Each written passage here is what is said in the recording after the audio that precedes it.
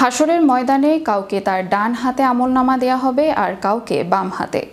একজন সৎ মানুষ হিসেবে পরপারে যাত্রা করছে না অসৎ হিসেবে যাত্রা করছে মৃত্যুর পর থেকেই তার কাছে স্পষ্ট হয়ে যাবে। কিয়ামতের দিন মানুষ নিজের ডান ও বাম পাশে যা দেখতে পাবে তা বিস্তারিত দেখুন ডেস্ক রিপোর্টে। হাসরের ময়দানে কাউকে তার ডান হাতে আমলনামা দেওয়া হবে আর কাউকে বাম হাতে, কিন্তু কিয়ামতের দিন মানুষ নিজের ডান ও বাম পাশে যা দেখতে পাবে।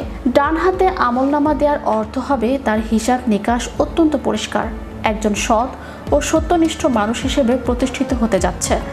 আমলনামা দেওয়ার সময় সৎ ও সত্যনিষ্ঠ মানুষগুলো নিজেরাই ডান হাত বাড়িয়ে আমলনামা গ্রহণ করবে,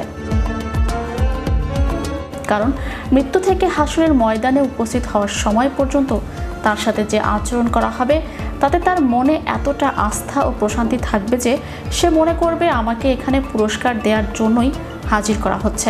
একজন মানুষ সৎ ও সত্যনিষ্ঠ মানুষ হিসেবে পরপারে যাত্রা করছে না অসৎ ও পাপী হিসেবে যাত্রা করছে মৃত্যুর সময় থেকেই তার কাছে স্পষ্ট হয়ে যাবে।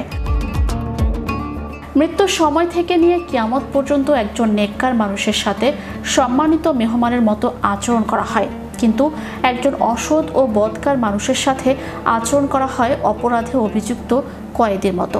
এরপর কিয়ামতের দিন আখিরাতের জীবনের সূচনা লগ্ন থেকেই নেককার মানুষের জীবনযাপনের ধরন ধারণাই পাল্টে যায়। একইভাবে কাফের, মুনাফিক ও পাপীদের জীবনযাপনের ধরনও ভিন্ন রূপ হয়ে যায়।